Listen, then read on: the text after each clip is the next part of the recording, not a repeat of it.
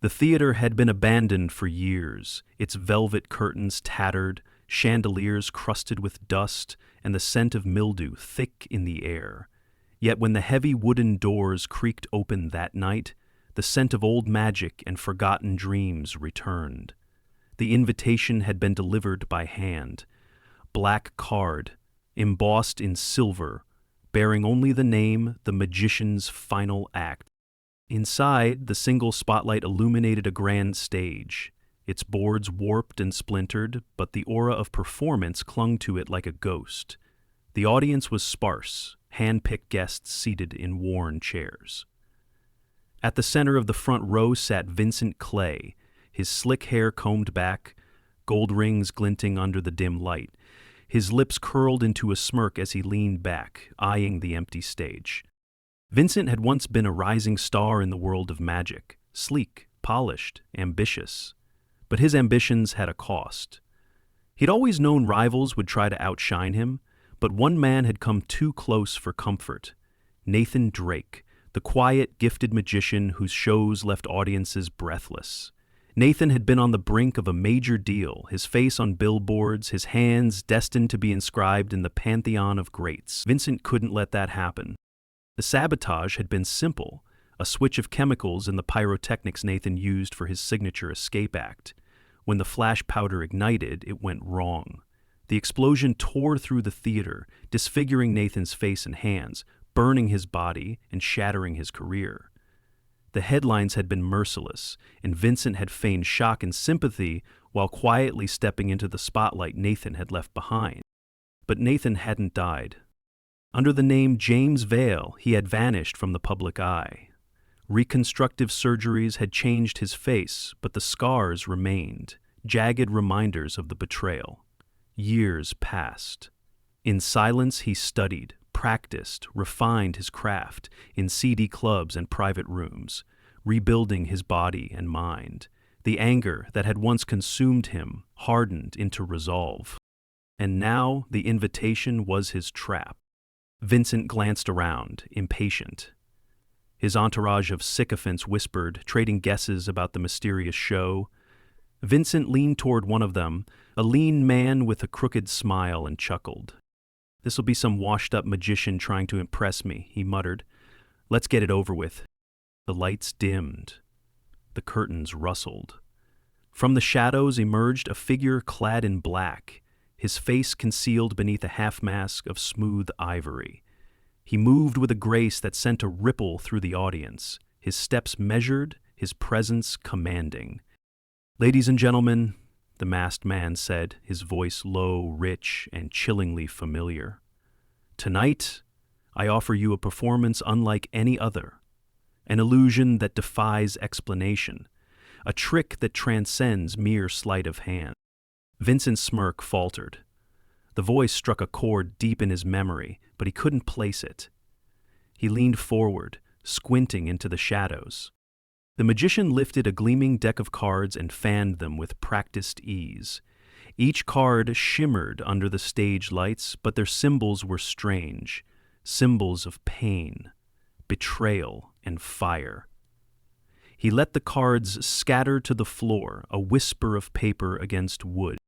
"For my next act," the magician said, "I need a volunteer, someone brave, someone responsible."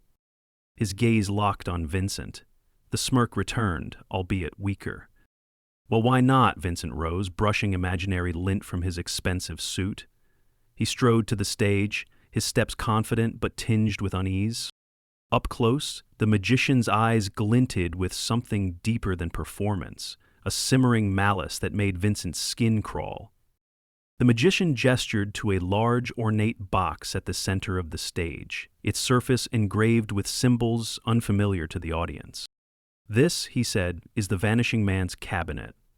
Step inside and you will experience the impossible." Vincent hesitated. The crowd murmured.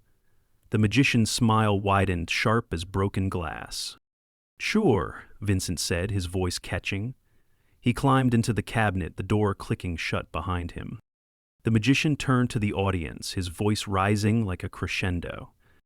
Ladies and gentlemen, prepare yourselves for the impossible as I make this man vanish. He tapped the cabinet once, twice. The audience held its breath. The door burst open, empty. Vincent was gone. Applause erupted, but unease crackled beneath it. Backstage, Vincent stumbled into a room lit by a single, swinging bulb. His head spun, his stomach lurched. He reached for the door handle, but it wouldn't turn. His hands trembled as he pounded on the door, calling out. The speakers crackled to life. "Hello, Vincent," came the magician's voice, smooth as silk.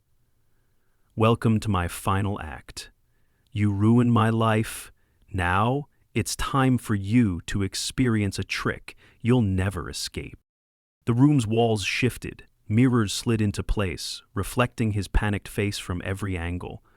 The air chilled, the lights flickered, and Vincent realized he was trapped in a nightmare crafted from his own greed. The audience applauded, oblivious to the trap. The magician bowed, his eyes gleaming behind the mask. And the real show was just beginning. Inside the shifting room of mirrors, Vincent's panicked breath fogged the glass. The reflections multiplied endlessly, each angle showing his pale face, his hands trembling against the cool surface. He pounded on the mirrors, shouting curses, but the only reply was his own distorted voice echoing back at him. "Let me out!" he roared, slamming his fists harder. The overhead bulb flickered, swinging as though caught in a phantom breeze. The mirrors shimmered, warping his image into grotesque caricatures.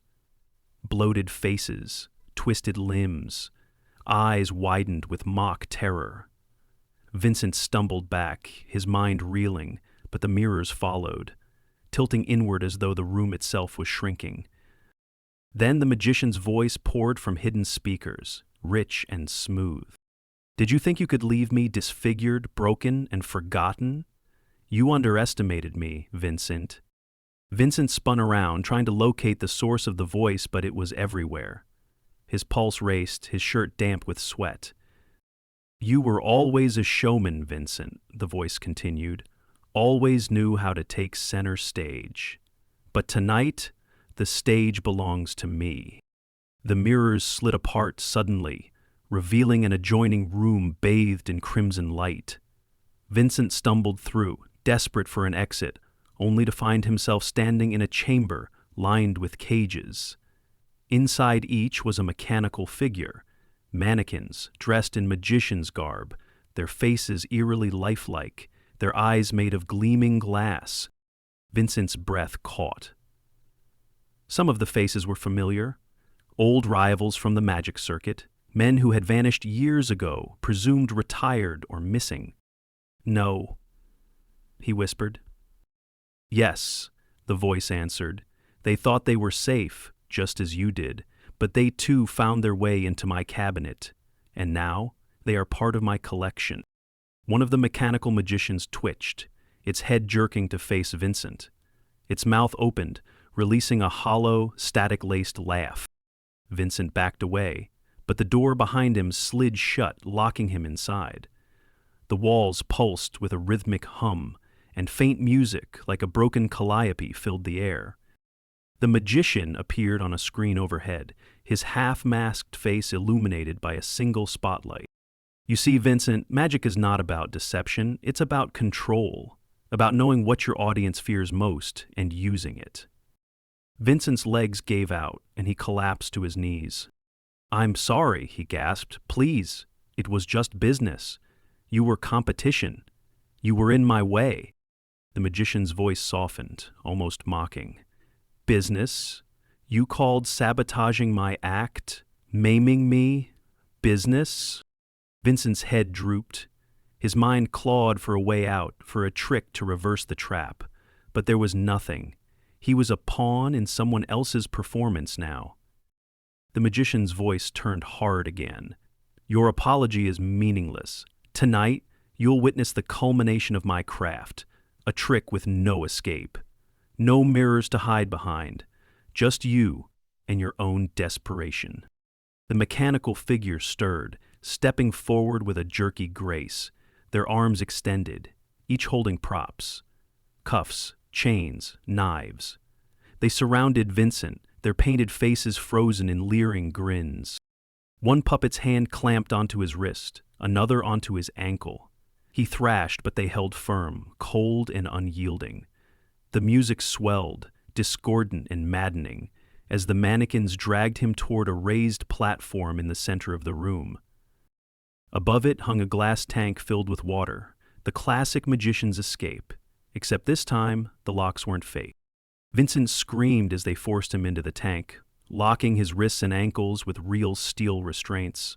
The glass walls pressed in, cold and suffocating. The magician appeared once more on the screen, his masked face a portrait of vengeful satisfaction.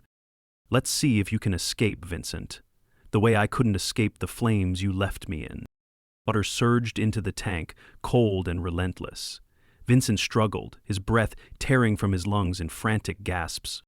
The audience above applauded, oblivious to the horror playing out backstage. To them, it was just part of the performance, a brilliant illusion, a spectacle of showmanship. But Vincent knew the truth. There was no trick, no sleight of hand, only the cold, rising water and the certainty of his own demise. The last thing he saw before the water covered his face was the magician's masked visage, gazing down from the screen, triumphant. Vincent's screams were muffled by the cold water filling his throat. His body contorted, his wrists and ankles grinding against the steel restraints. The water pressed in from all sides, icy needles stabbing into his skin, stealing his breath. The panic clawed at his mind, blotting out reason. He thrashed wildly, but the tank didn't budge. The locks didn't give. His chest heaved, desperate for air. Above him, the magician's masked face stared down from the screen, silent and watchful. The applause from the theater echoed through hidden speakers, the sound warped and mocking.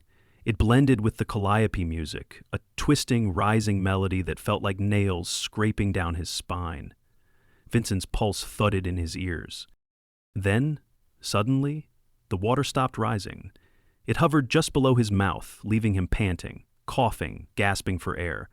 His head lolled forward, hair plastered to his face, water streaming from his nose and mouth. Relief surged through him, but it was tainted by dread. The magician's voice hummed from the speakers, smooth and quiet. "Did you think I'd let it end so soon? No, Vincent.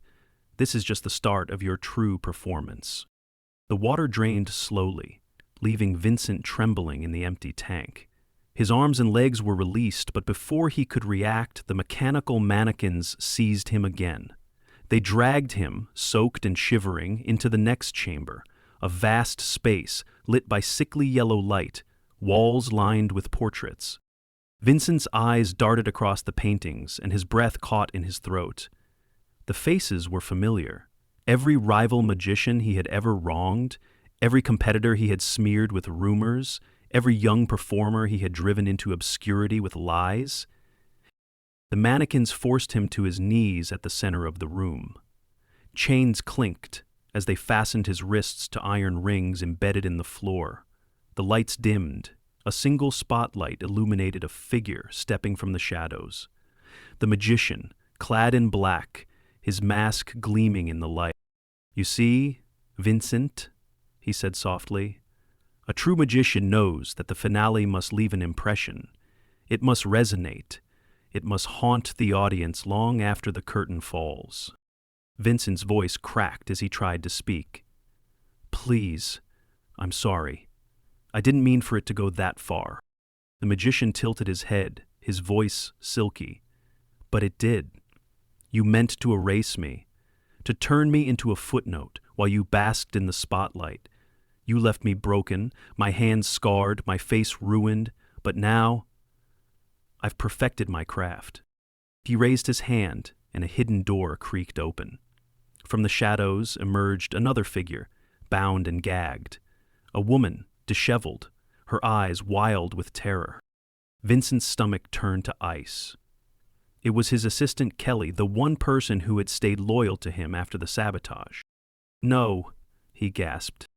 The magician's voice was soft, cruel. "You used her too, Vincent.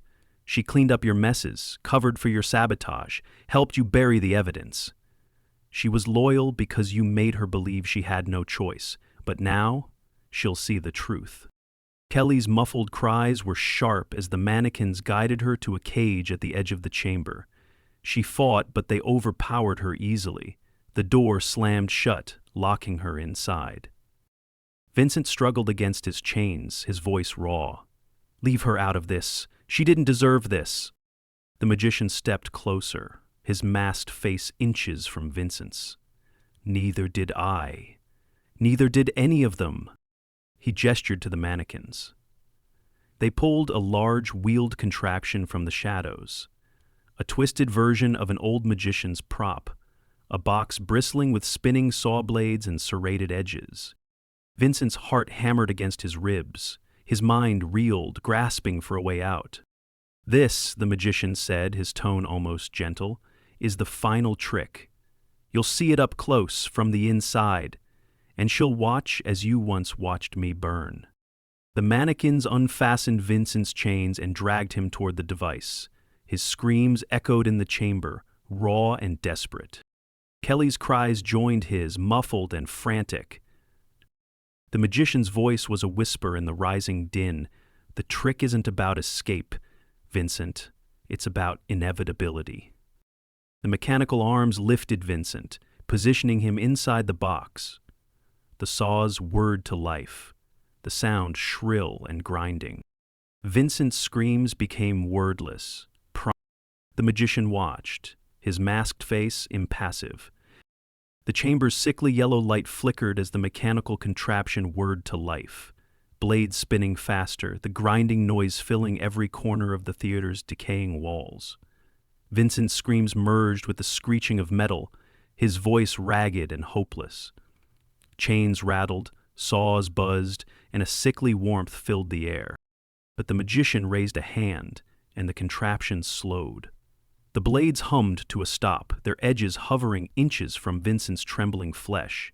His breaths came in ragged, sobbing gasps, his face pale, streaked with sweat and tears.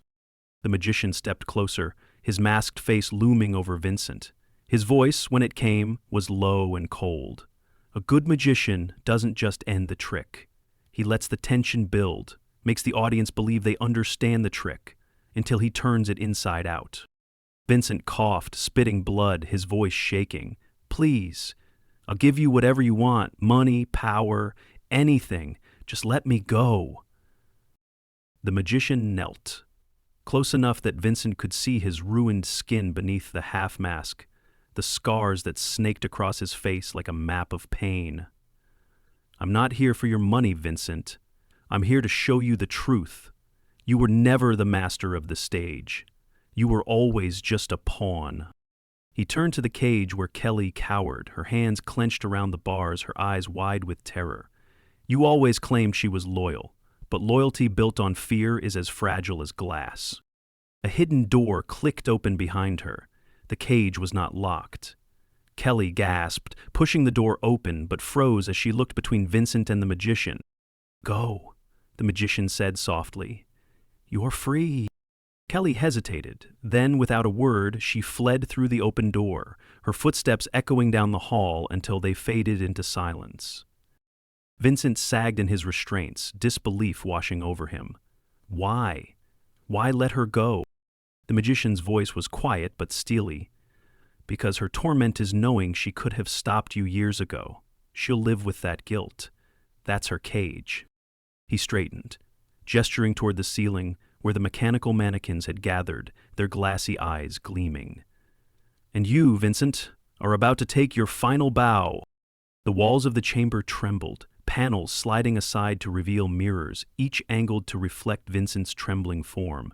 His terror multiplied, infinite images of his broken self staring back. The saws spun faster, the air vibrating with the hum of machinery. But the magician wasn't finished. From his pocket he produced a small, silver key, the same key Vincent had once stolen from Nathan Drake's dressing room, locking him into the pyrotechnic trap that had ruined his life. He held it between his fingers, letting it catch the dim light. This, the magician said, voice low, is the real magic, the cycle of betrayal sealed with your own greed. With a flick of his wrist, he dropped the key into a slot on the contraption's side. The machinery clicked, locking Vincent into place. The chains pulled taut, metal clamps digging into his wrists and ankles. Vincent's panic erupted into shrieks. No, no, please. I'm sorry, I didn't mean it. Please, no. The magician stepped back, his figure wreathed in shadow. Goodbye, Vincent. Enjoy your final act. The mechanical arms surged, spinning the saws with renewed ferocity. The mirrors shimmered with crimson light as the machinery roared to life.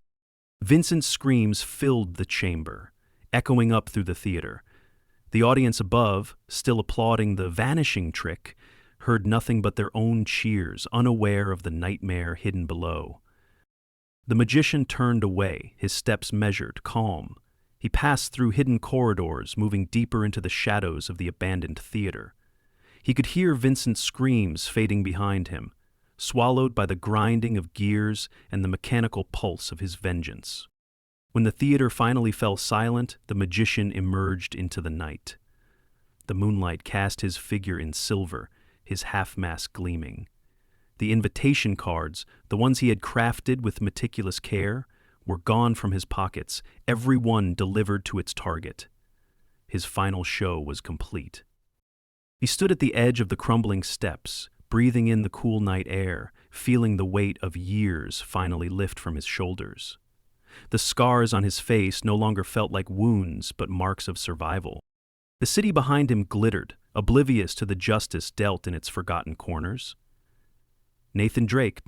James Vale, walked away from the theater, his shadow stretching long and thin under the moon's light. He didn't need an audience. He didn't need applause. The real magic wasn't in the sleight of hand or the grand illusions.